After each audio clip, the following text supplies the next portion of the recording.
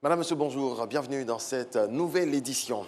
Le président de la République de Côte d'Ivoire est au Congo. Brazzaville, Alassane Ouattara est arrivé ce jeudi à Brazzaville. Le chef de l'État va prendre part à la cérémonie d'investiture du président élu de la République du Congo, Denis Sassou Nguesso. Il a été réélu avec plus de 88% des voix.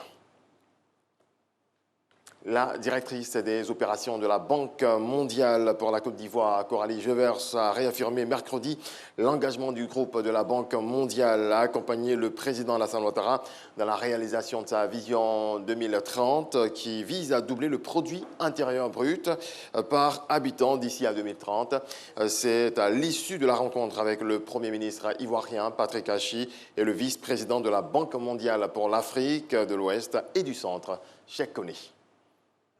C'est par l'Agence multilatérale de garantie des investissements, MIGA, filiale du groupe de la Banque mondiale, que débute la première séance de travail présidée par le Premier ministre Patrick Achi.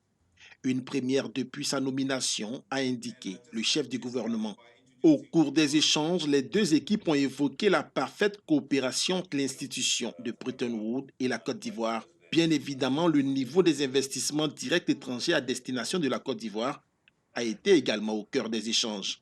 La seconde séance de travail s'est plus attardée sur la revue du portefeuille de la Côte d'Ivoire à la Banque mondiale. Achi Patrick a exprimé au vice-président de l'institution mondiale, qui connaît bien la Côte d'Ivoire, le besoin d'affiner ce portefeuille.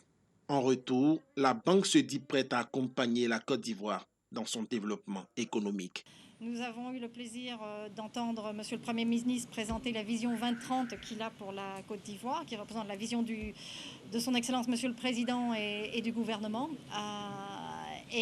Nous avons confirmé l'engagement du groupe de la Banque mondiale, non seulement de la Banque, mais aussi de la SFI et de la MIGA, à participer, à contribuer à la réalisation de cette vision qui vise à doubler le PIB par habitant en Côte d'Ivoire d'ici 2030 et assurer une Côte d'Ivoire plus solidaire. Pour la revue du portefeuille de la Côte d'Ivoire à la Banque mondiale, le chef du gouvernement a annoncé dans les prochains jours la tenue d'un séminaire gouvernemental pour définir les programmes et projets du gouvernement dans les prochaines années.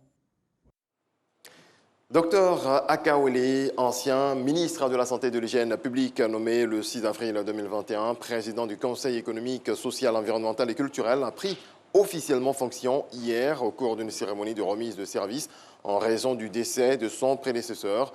Le nouveau président du Conseil a reçu le rapport de la remise de service ainsi que la liste des annexes du rapport des mains du secrétaire général de la présidence de la République.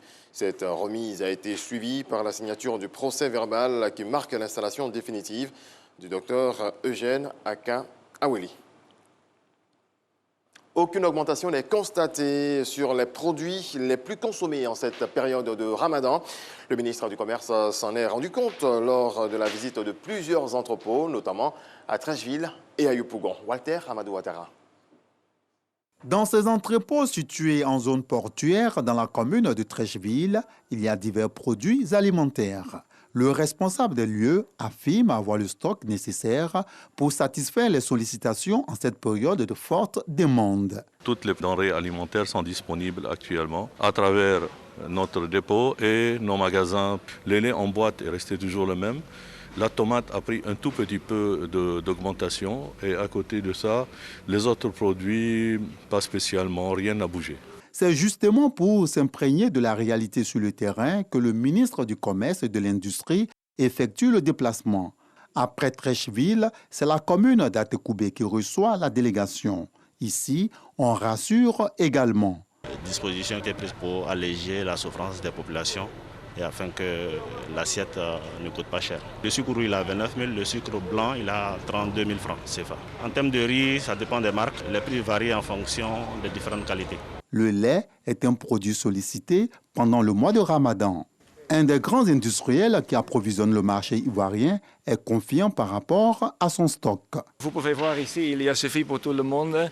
Nous avons aussi une autre place, il y a plus de stock. Donc nous avons produit un peu avant, extra pour ce mois et le prochain mois. Donc nous expectons pas de problème. À la fin de cette visite, le ministre du Commerce et de l'Industrie affiche sa satisfaction. Les prix qui sont pratiqués durant cette période n'ont pas connu d'évolution par rapport aux prix pratiqués avant la période de Ramadan. À ce niveau, nous avons tous constaté que les stocks, notamment portant sur les produits de riz, de sucre, d'huile et de lait, sont disponibles au niveau de tous les entrepôts que nous avons visités, et tous les opérateurs nous ont donné l'assurance qu'ils prenaient toutes les dispositions afin que tous nos marchés soient approvisionnés. Le besoin national en riz est de 1 300 000 tonnes. Ce besoin en sucre est estimé à environ 300 000 tonnes l'année. Voilà, c'est la fin de ce point de l'actualité. Retrouvez un nouveau rendez-vous de l'actualité à 7h.